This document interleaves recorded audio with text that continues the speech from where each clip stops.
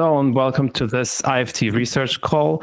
Today we'll get an update on Nescience from Sergio. Thanks a lot for giving this talk, and Sergio, the stage is yours. Thanks. Yeah, thanks for the slot to have the chance to talk about a little bit about Nescience and what we're doing now. Some updates on how the implementation goes and some, I guess, new directions we're taking to get things done. So first, small recap. So what is Nescience? So it's a blockchain project, programmable blockchain project. I guess a decentralized world computer is what we are ultimately after. But the feature we are most interested in is privacy. So we want this architecture to have native built-in privacy in a specific way. I'll go into the details in a minute. And since always we've been approaching this as with a concept of a state separation architecture. So the main idea is to have like a normal layer of accounts where everything works pretty much as any public blockchain with public executions, public accounts, and public smart contracts. But on top of that, another layer of accounts that are private and are private to users, and information in those accounts are invisible to the network.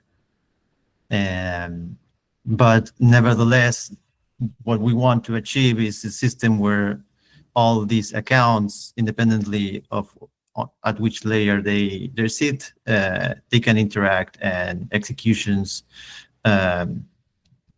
ideally will be able to one will be able to run or execute a smart contract with any kind of mix of public or private accounts. Yeah, so I think I'd like to start with what I usually have in mind when I think of Nescience. NSSA stands for Nescience State Separation Architecture. So this is what I have in mind. So the cloud will be the public blockchain that I usually picture it as a table with some ID for a smart contract, the bytecode of the smart contract, and its state. And along with that, some space for users' private states. And when we think of private state, we think of part of the smart contract state that sits locally in the user's computer, and it's not accessible to other users. So, for example, if a user wants to do a transaction and is not interested in everyone to be able to query it, it would use its private account in its private state and execute a smart contract that transfers those tokens to potentially another user private account, or to another user public account, or maybe to its own a self-owned public account in the public state. So yeah, this is what I think we should have in mind, and like a very high-level mental model of what we are trying to build.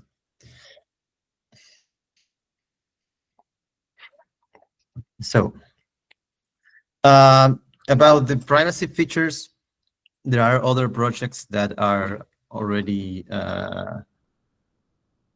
tackling this idea with other approaches. The way we want to approach privacy is in a very specific way that we call selective privacy, and the idea is that ideally dApp developers shouldn't have to care about privacy when they're developing their smart contracts. Ideally, dApp developers will be focusing on business logic rather than privacy features. So privacy in Nescience, we want to have it handled at the protocol level, not at a smart contract bytecode level. So a smart contract will be an agnostic of privacy context, or will be agnostic of private variables or public variables. You shouldn't care about privacy. The smart contract should be the same whether it's being executed on the public state or in the private state, or any mixture of those. And so it's the users that select their privacy level when they execute a smart contract. Say a user wants to send some tokens from one private account to another private account, and the bytecode that gets executed when that happens should be the same bytecode that gets executed when a user submits a transaction to execute that very same smart contract on a public execution to transfer public tokens from one account to another. So yeah, I guess if that doesn't make sense yet, maybe with a few more slides, that would be more clear. So public and private state. So the idea is that this state separation architecture will have two layers. The public account layer, as I said, like regular, normal, like in other public blockchains. And on top of that, the private layer, which usually in this kind of privacy projects, they are handled with something that is usually called a nodes and nullifiers architecture, or commitments and nullifiers architecture. In Nescience, we take this similar or the same architecture to handle the private state. So in case this is a new concept to you, I'll try to explain briefly what this commitments and nullifier is. So here in the picture, we see the chain state that now it is not holding a table of addresses and bytecodes and states. It has two things called commitments and nullifiers, and these are sets of bytes. And the idea is that whenever we want to represent some private data structure on chain without revealing what that is, there's this strategy of hashing, or we can say hashing, but like the right word is commitment. So a commitment, we can think of for this talk, we can think of it as a hash of the data structure, and that hash is added to the chain state. So whenever a user wants to execute something that modifies its private state, it should reference in the transaction it's going to submit. It has to reference something that is related to that commitment. So the chain state knows that whatever is going on with the private state is something that's a valid and previously agreed on private state. So we can think of it as a hash that at some point in the chain state, the user private data structure v1, I'm calling v1 because now I'm gonna consider it being changed to a second version of it. Suppose the private data structure is some kind of table that has rows and some program modifies a row of it. Anyway, so we start with some private data structure that has already its commitment in the chain state. So the commitment is publicly visible, but it doesn't reveal what the private data structure is. And so when the user wants to modify its private state, it would go through a process where it adds a new commitment, a new hash to the new version of the private data structure. And it also adds what's called a nullifier. And so a nullifier is another sort of hash. It's not directly the hash of the private of the data structure, so it wouldn't be like the same as the commitment. But it's also a byte string, usually a 32-byte string that gets computed off the private data structure v1 and some private key from the user. And so the idea is that there's a one-to-one correspondence between versions of the data structure and nullifiers. So if a user wants to eventually use an older version of the private data structure, it won't be able to do that because that nullifier will be already on the chain state if it's an old one. And the chain, whenever someone wants to execute something off-chain and produces this kind of hashes, the chain always has to check that the nullifier it's providing is not already on the nullifier set. So in this way, with these two sets of commitments and nullifiers, the chain can sort of keep track of changes to private states, but without actually users posting those private data structures on chain. So this strategy of commitments and nullifiers gives you the ability to do that. Of course, with the help of ZK proofs, otherwise this couldn't be possible, because the idea is that apart from checking that the nullifier is not in the nullifiers list when a user wants to change its private data structure, the user also has to submit a ZK proof that the correct program that changed the version v1 to v2 was executed, and v2 is a correct output of that program. And so that way, the chain state can sort of assess that nothing funny happened on the way, and the chain state is the chain invariants are maintained. So this is a very high level overview of what the commitments and nullifiers is, but later we'll see how this works on Nescience.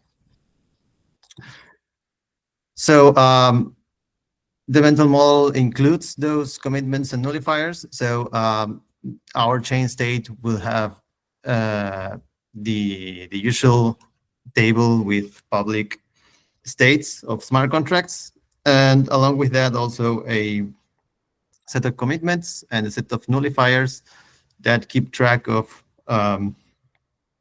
there are like a shadow or fingerprints of the user's commitments, sorry, the user's private states. And they keep track of what is it's somehow encoded what is the latest version of those states without having to have them publicly visible. So from now on, whenever you see this cloud that I call chain state, I'll always be assuming that those commitments and nullifiers are there. So in case you don't see them, it's just because they didn't fit, but they will be there. And we usually think of these as the two states. So this will be the public state, and these two conform the private state. And this is the state separation architecture. From one side, the left-hand side is the public state, and the right-hand side is the chain part, the public part of the, so to speak, the public part of the private state, which is the information the chain needs to control that the chain invariants are not violated. Okay. So there's earlier this year, we kind of hit a snag with smart contracts, this whole idea, because there's a annoying issue with smart contracts being stateful, and this idea of selective privacy, that we want smart contracts always be the same regardless of whether they are being executed off-chain and on-chain. And so a smart contract has a state. For example, a token smart contract will hold a table of addresses and balances, and that poses a problem, because if part of the code of the smart contract assumes that it has control over the memory, and part of the bytecode fetches memory and inserts into the memory and manages its own memory, then execution off-chain will need the entire memory to be the same as the on-chain execution. So when we think of executing a smart contract, I usually think of a token contract, and the transaction usually has this semantic of send 50 tokens from address 1 to address 2, and what happens on chain and in the node is it runs the smart contract bytecode, and the smart contract itself has some instructions to go to check its memory, fetch some rows, check balances, and modify them. And as I said, if this is something a user will have to execute off-chain in its computer, and we want it to be the same exact execution that would happen on-chain, then the user needs to have the entire memory of that smart contract to be the exact same. And I think it could be possible to ask that, but there are a lot of problems. First, it's it seems like a waste of space to store all the entire state in your computer just to do some off-chain execution. But I guess mostly the entire memory is a moving target. So if it's a very busy smart contract, the memory will be changing a lot globally, despite the fact that you might want to use an account you own and doesn't have much movement, but the entire memory, it's a moving target. And ZK proofs usually have the semantic of a public and a private execution are different. The public execution is asking the chain to run something. When we think of execution being off-chain, well, it's the user that executes that and submits a transaction that says, I have made this this execution and these are the results. So for the chain to check that that's a valid execution, it would have to check that the previous state and the post state are consistent with an execution of the smart contract. And if the user uses an older version of the pre-state, that will render invalid the proof for the chain because it will be using an old version. So having that entire memory in users' local computers to have the same smart contract being executed off-chain and on-chain has a lot of problems. And basically all boils down to the fact that the entire state is handled by the entire smart contract state is handled by the bytecode, by the smart contract itself.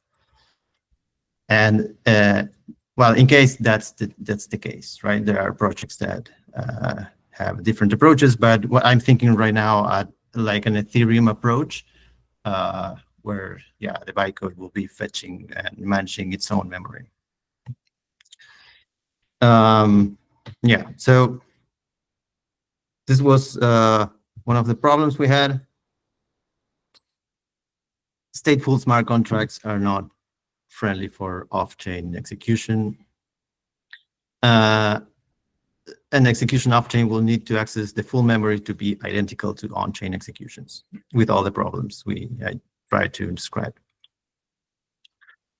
So one thing that could potentially work is, but it makes no sense, practically speaking, is that if all the states, like if every private state of every user and the chain state were sort of disjoint and there was no intention of having them interact in any way, this could potentially work, because what each user could do is commit to its state, to its version of the state in the commitment set.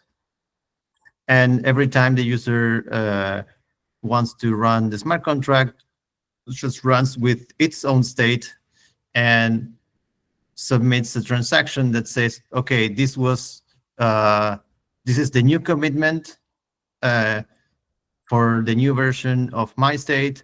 This is the nullifier that nullifies the previous state. And this is the proof that proves that that commitment and that nullifier are consistent with an execution of the smart contract.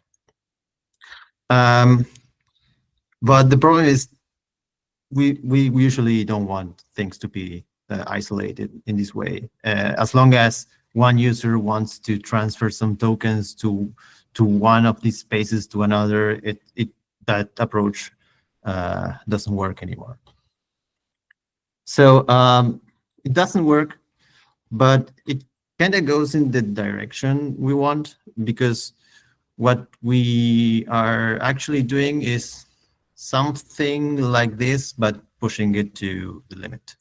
So supposing that instead of thinking these smart contract states as like a table with entries that has one column for the addresses and one column for the balances, suppose and suppose it's split into different parts, but let's suppose that we split it to the maximum we can. So we think of, instead of thinking of it as a table with rows, we think of it as a list of rows, as a list of rows. And my point being that if we're going to split the state, what we want is to split it to the maximum we can and get to the atomic unit of state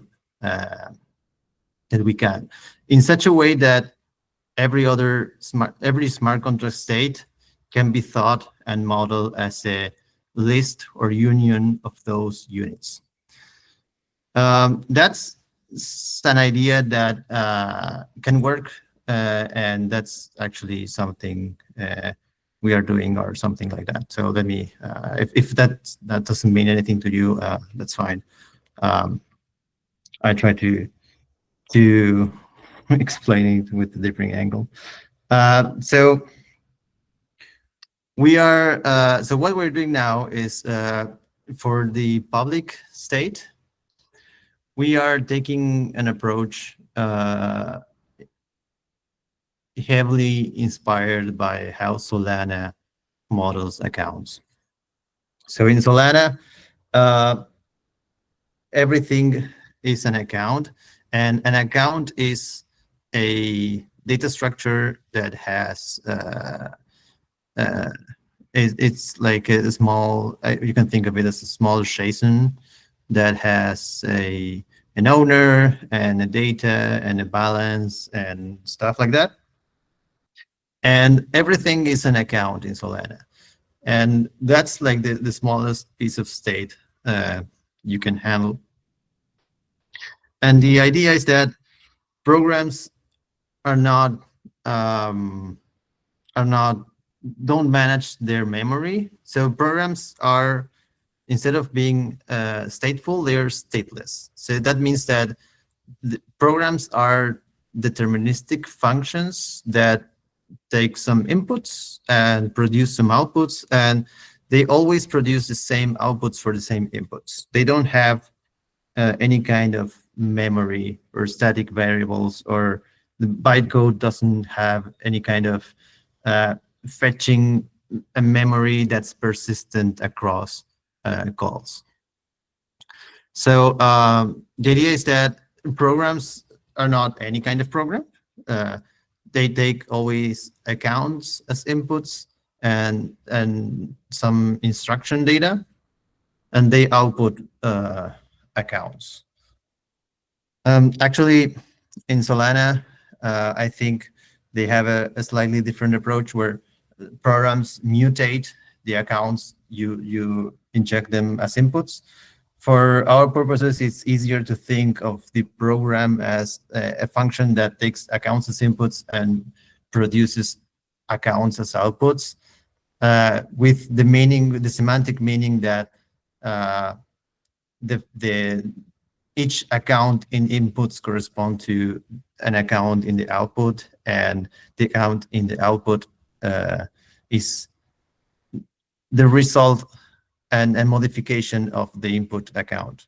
So if a program takes 2 accounts as inputs, it has to produce 2 accounts as outputs, and the first account in the input corresponds to the first account in the output, and the first account in the output will be the state of that account after passing through the program.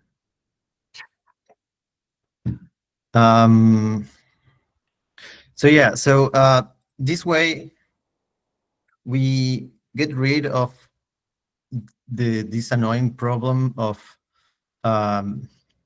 having to have some sort of shared memory across private and public states, and we can actually, a lot of things get simplified with this approach. So let me continue. Just before that, even though programs are stateless, they're stateless in the sense that they are deterministic functions, but accounts will have always a field called the program owner, which is an ID of the program that owns that account, that has a lot of restriction being owned by a program. But in essence, these programs have state actually, and the state of a program is the collection of all the accounts owned by it. It's just that as a program, the bytecode is not in charge of managing its own memory. So creation of accounts goes at another level. It's not the program itself that can create new accounts or create, that.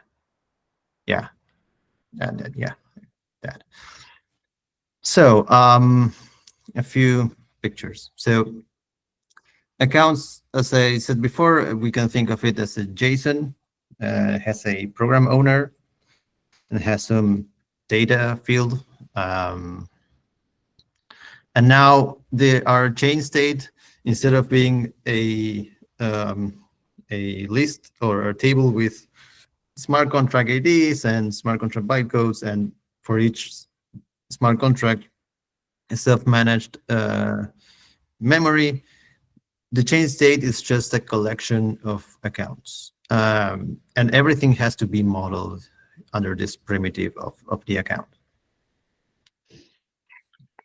And so, a smart contract is a deterministic function. It takes, in this example, as I said before, 2 accounts, which are in red, some instruction data, which could be, for example, the amount of balance to move or anything that the program needs to run, and it produces two accounts as outputs. Usually, or most of the time, is the program that needs to take care of checking that the data that's being input makes sense for the program, and it's what it's expected to have. A lot of responsibilities in terms of correct execution are handled given to the program. So there are some restrictions on programs in terms of what they can do to accounts, which will define what the chain invariants are. So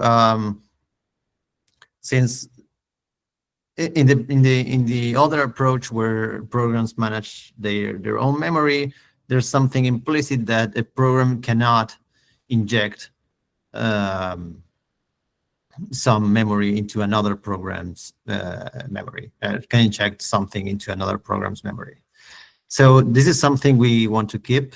And that's something we can achieve by setting some rules on what programs can do to accounts. And one thing they can't do is they can't change any account, or they can only modify accounts owned by them. So if a program runs and modifies an account that was not owned by it's the chain state that has to reject that execution. And another thing they can't do is they can't change ownership of accounts. So changing ownership of an account will be a disaster. For example, I could try to deploy a program that puts whatever I want in its account, in its data, and then change ownership to a token program, and in that way minting some tokens that would break any kind of meaningful sense of what the chain models.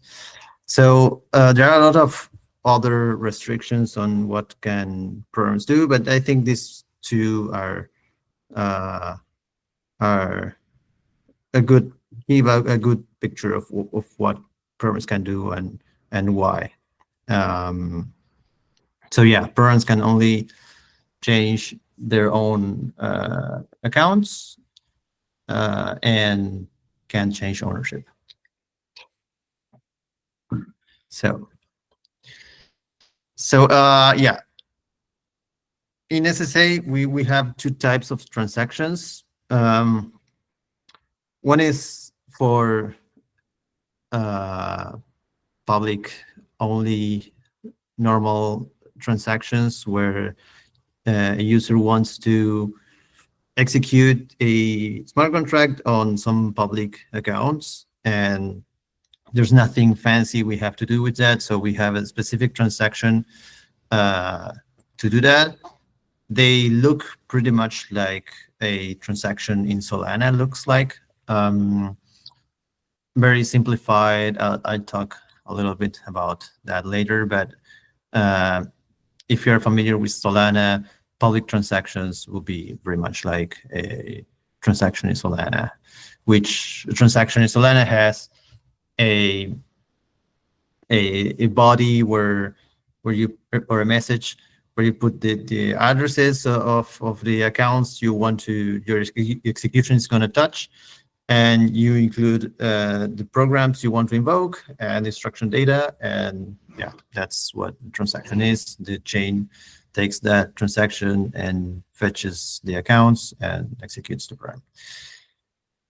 And we also have another type of transaction that we call privacy preserving transaction that is meant for users to use when they want to use some kind of private account. I mean, some kind of mixture of private and public accounts.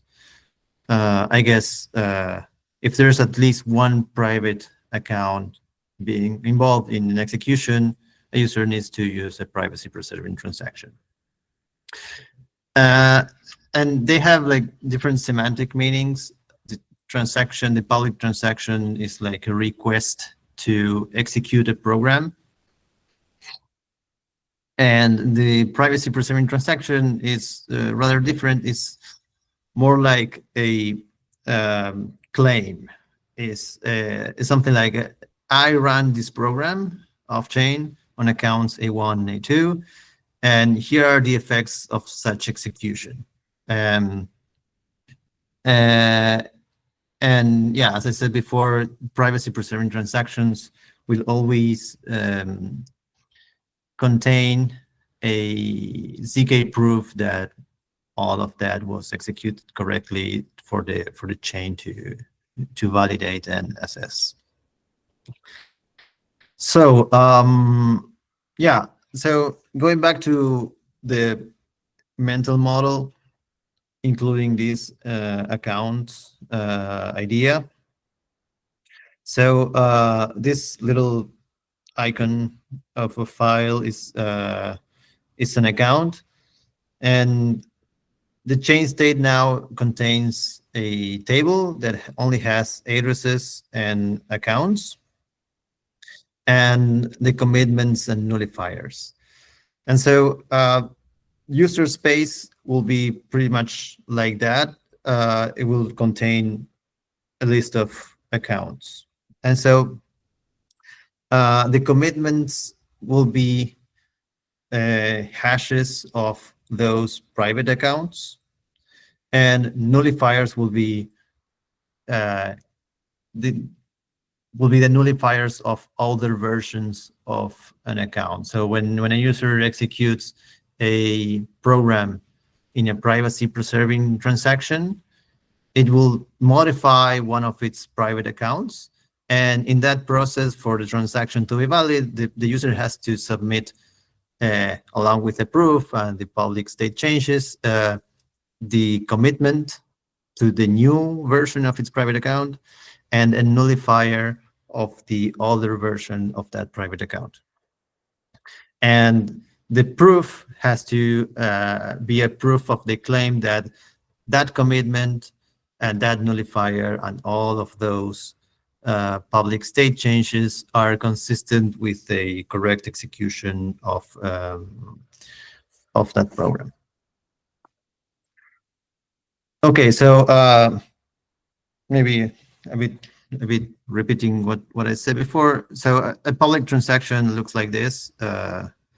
So a user asks the chain to run a program, and what the change has to do is, first it has to fetch those accounts at addresses A1 and A2, and then run the program, the invoked program P on those accounts as inputs, get the output accounts, and it has to check that the program is well behaved, in the sense that it didn't do any of the things that will violate the chain rules. For example, as I said before, the program can change the ownership of an account, and if it modified one of the accounts, it has to be owned by it. So after running the program, fetching the accounts, running the program, checking that the account outputs are don't break the chain's rules, only then it records the changes in the chain state. So it replaces the older versions of those accounts with the newer versions. And yeah. So slides are gonna get a bit busy. I'm not. So slides design is not my strongest suit. So I hope you bear with me with the next slides, because a lot of arrows and things are gonna start appearing. So privacy preserving transactions.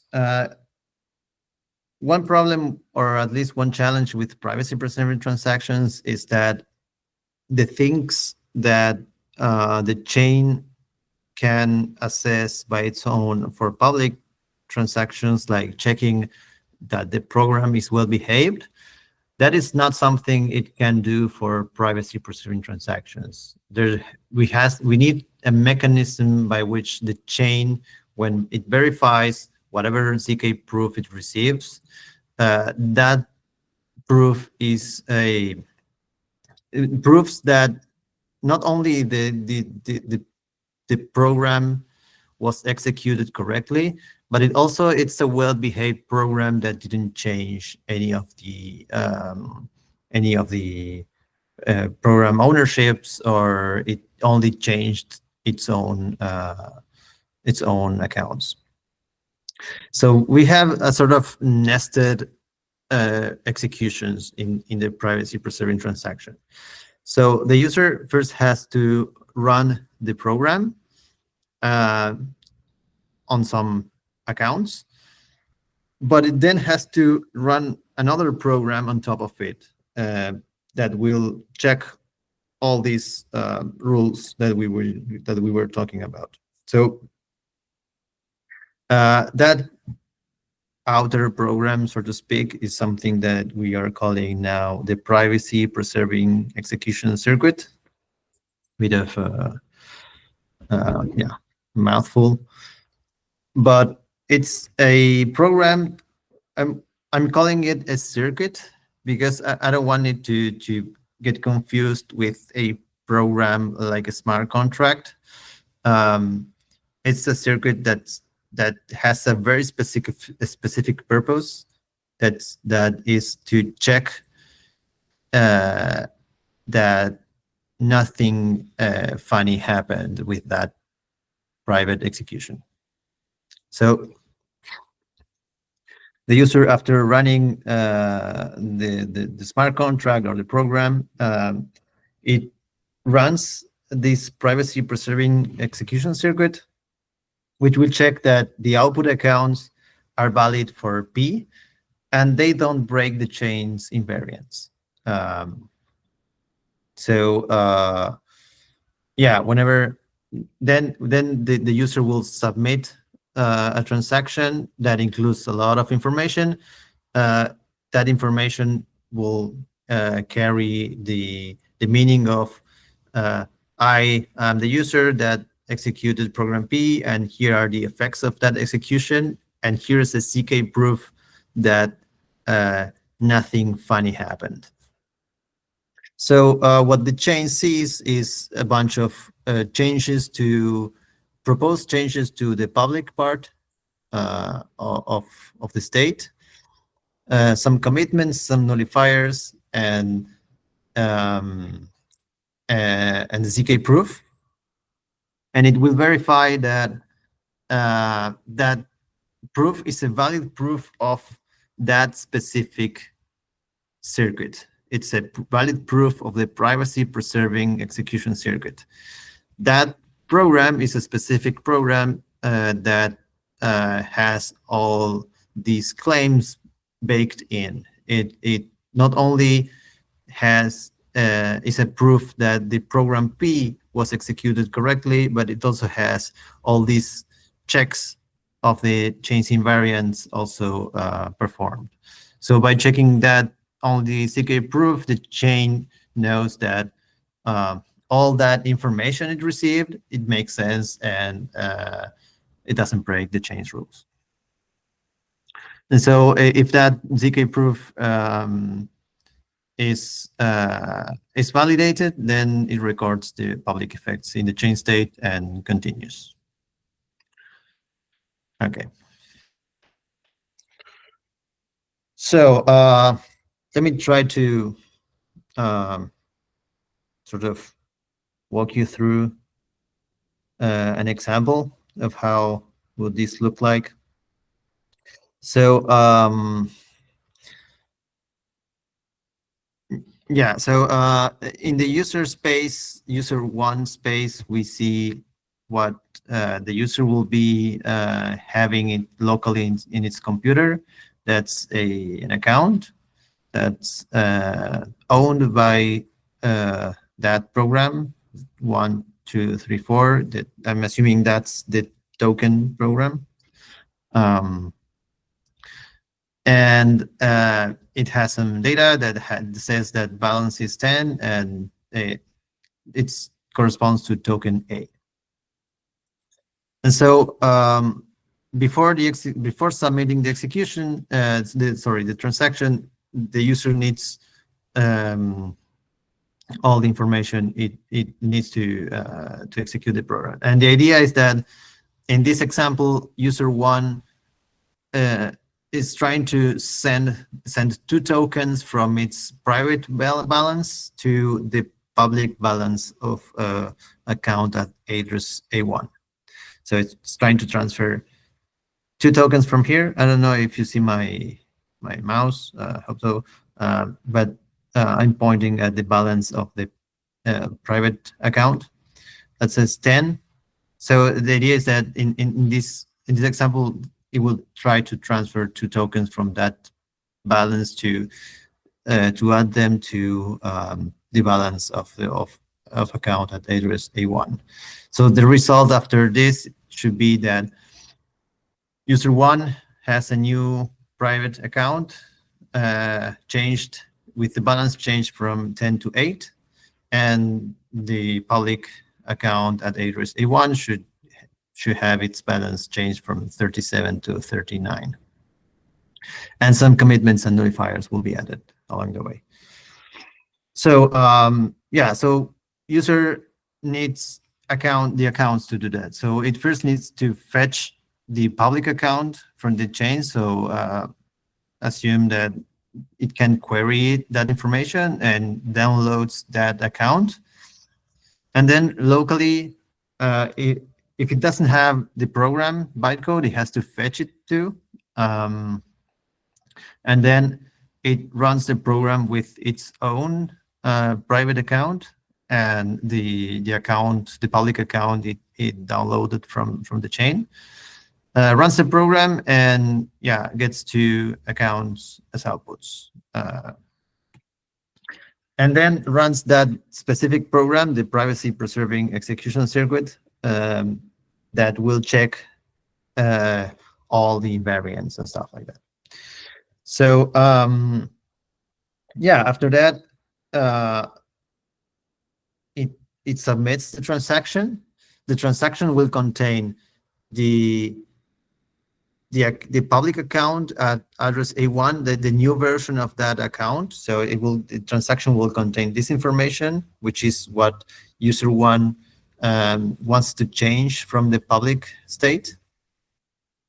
And the CK proof and all the things I've been talking about, it will contain, I don't know if you saw it, but I added two things were added to these commitments and nullifier set.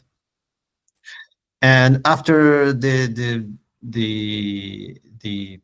transaction gets accepted by the chain, the resulting states are that the account of user 1 in its local and private space is changed from 10 to 8.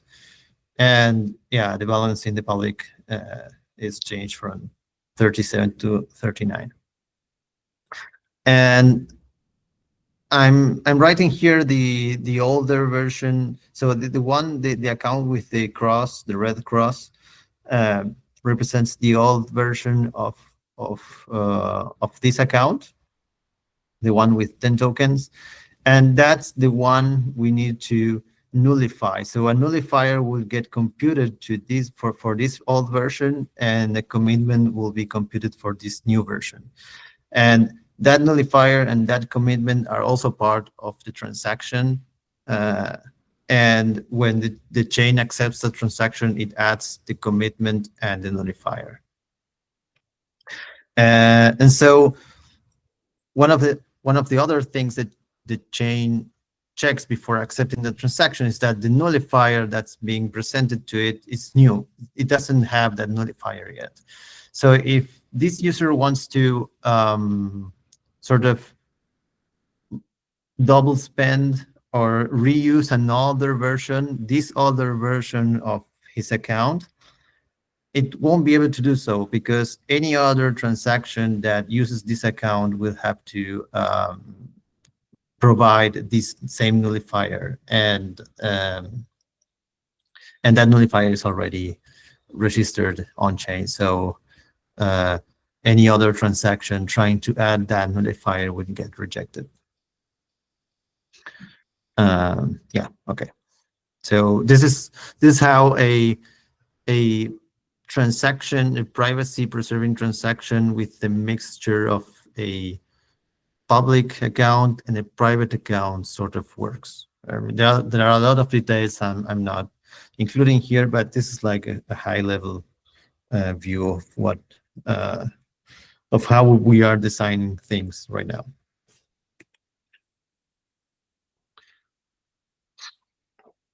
So as a summary, the Nescience, the NSSA state, has two main parts. That's the public state, that table of addresses and accounts. And it also has this private state encoded as a commitments and nullifier sets that control all the private states that are locally in users' computers. And the approach we are taking now is the approach similar to Solana. Also, Cardano network uses a similar approach with the extended UTXO mechanisms. But yeah, so we are going down that path of programs as stateless deterministic functions. And this can be either run on-chain by the node or off-chain by users. And in this way, we guarantee that the same program that runs on-chain for public transaction is the same program that runs off-chain for privacy-preserving transactions. If you are familiar with how with Solana and its architecture, Solana has a very strict way of thinking things. In Solana, everything is an account. Even programs are accounts. So the bytecode of a program will be stored in the data field of an account, which is owned by a system program and stuff like that. And they have this very unified vision of things where everything is an account. We are not yet taking those. We're not doing that yet. For now, we in these first versions of Nescience, programs are like the chain state has a list of programs that that is stored differently, just as a regular table from IDs of programs to bytecode, and we're not thinking them of as accounts. If in the future that solves a problem or seems like a good thing to add, we'll consider it. But for now, for these simple first versions, we're good with only data accounts being accounts in Solana's terminology. Another thing we are not including yet are fee mechanisms. We are working on it, but this first version we decided to go with no fee mechanisms, just to get like the simplest thing we can to test it and to test this idea of the selective privacy we want to achieve. So something I kind of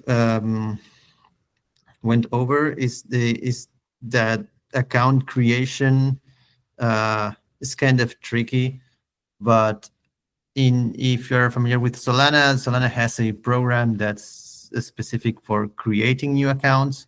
We are not doing that. We're taking some sort of simpler approach.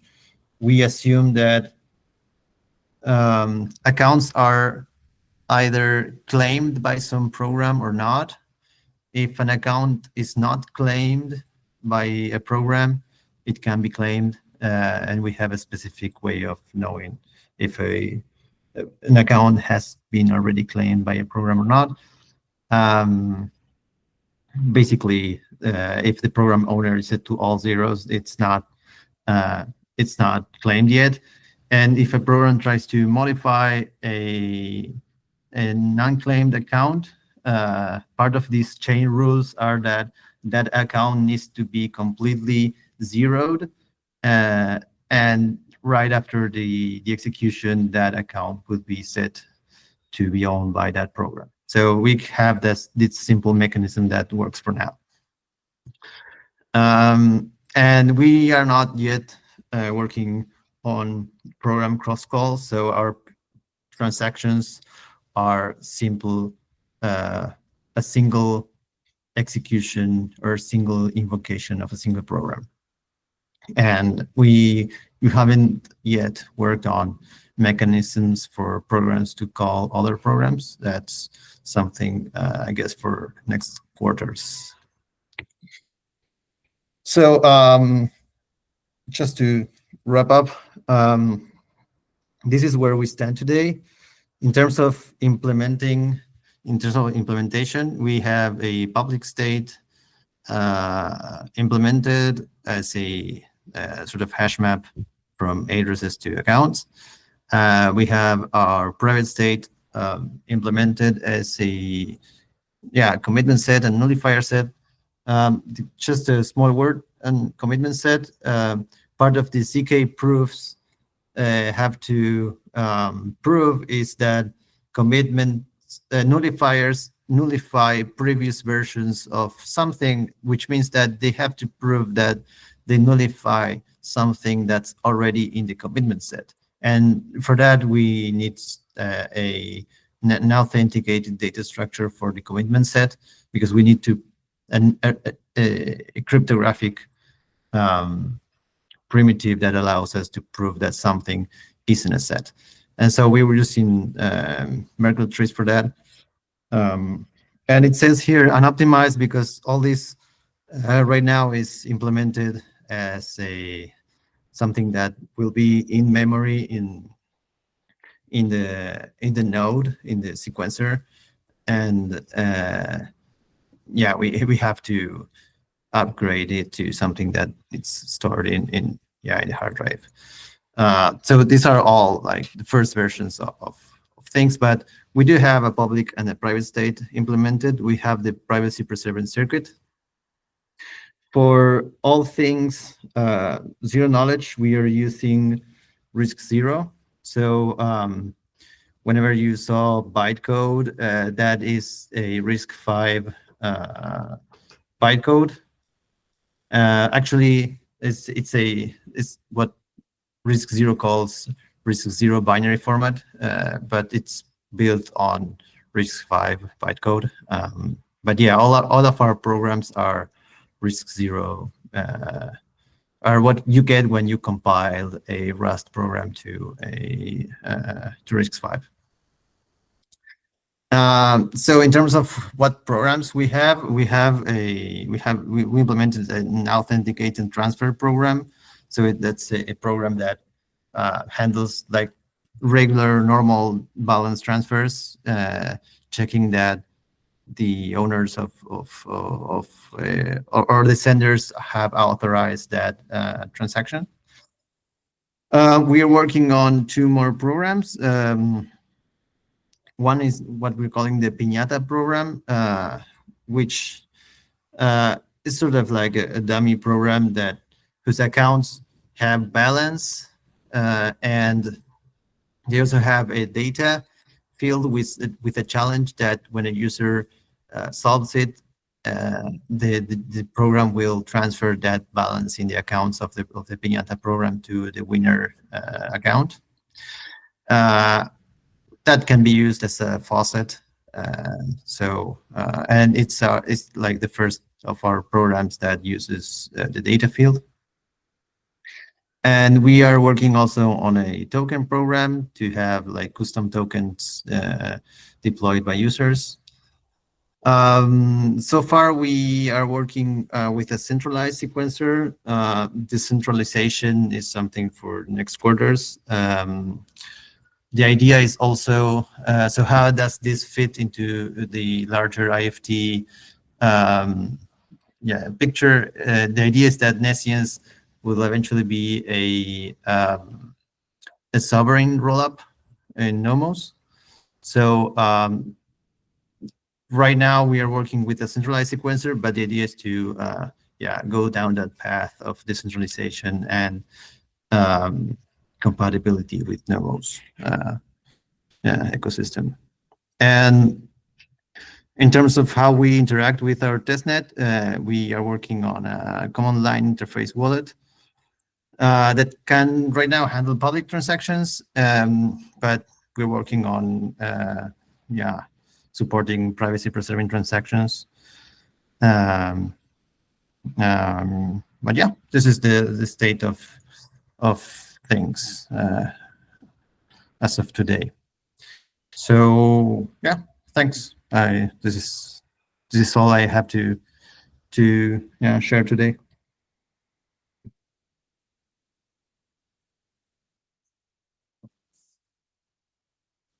Yes, thank you very much for this quite detailed overview. So that was super helpful to get an update on Nescience. Are there any questions?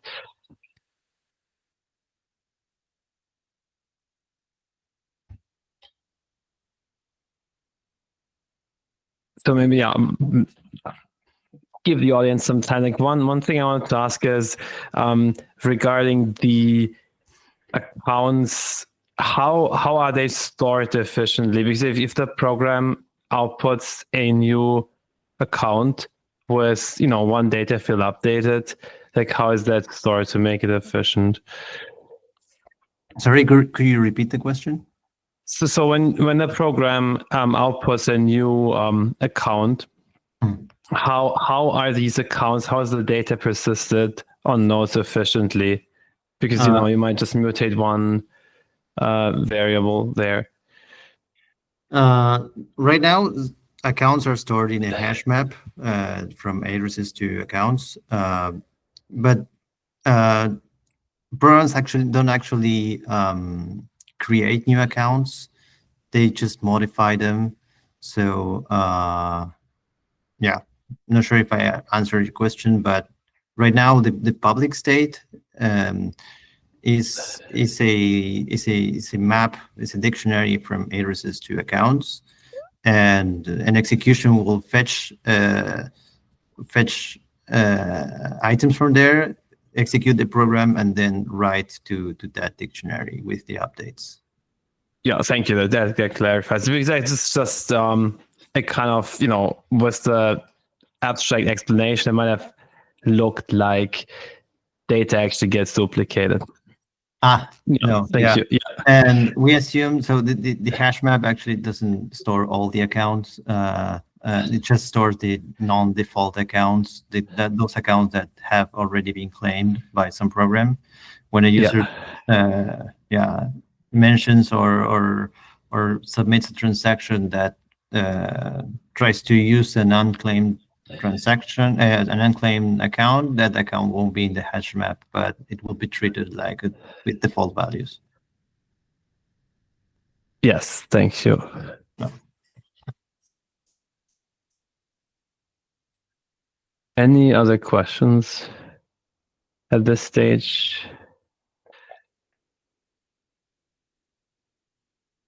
So we will also have a forum post where we will continue discussion. Unfortunately, Jacek and some others couldn't make it today. So yeah, I expect the conversation will continue in the forum.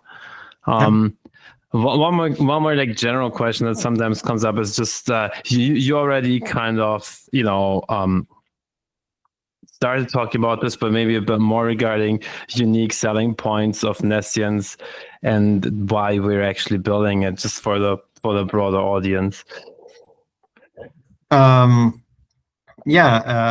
guess that a system like this with native privacy, it's itself a good selling point. Usually what happens with other systems is that privacy was not considered or not thought as a first citizen, and then privacy features that are built on top of other systems to get privacy. You get less efficient solutions because they are built on top of non-private blockchains. So the idea of Nescience is to have something that has considered privacy as a first-class citizen from the beginning, and also considers that dApp developers may not be very well versed on ZK proofs or what potential problems and bugs could come out of a program that predicates over private and public variables. So yeah, I would say that those are the main selling points of what we're building. Yeah, this is, correct me if I'm wrong, just like other things that I think are strong would be that public transactions are still very efficient. So like you can basically selectively get efficiency and low gas costs, and once the gas thing will be introduced for public transactions. That's true. Yeah, so public transactions are cheaper, and you don't lose that when we are introducing the privacy layer. So yeah. So I think that's also a super nice feature. And then kind of selectable privacy. Users can select which transaction they want privacy preservation on and which not.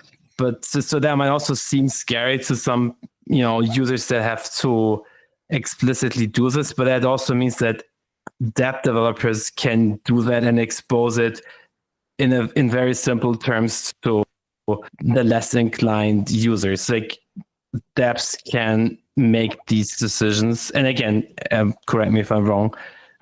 If you deploy programs and then users can just seamlessly use it without having to do these fine granular decisions when they want to interact with dApps.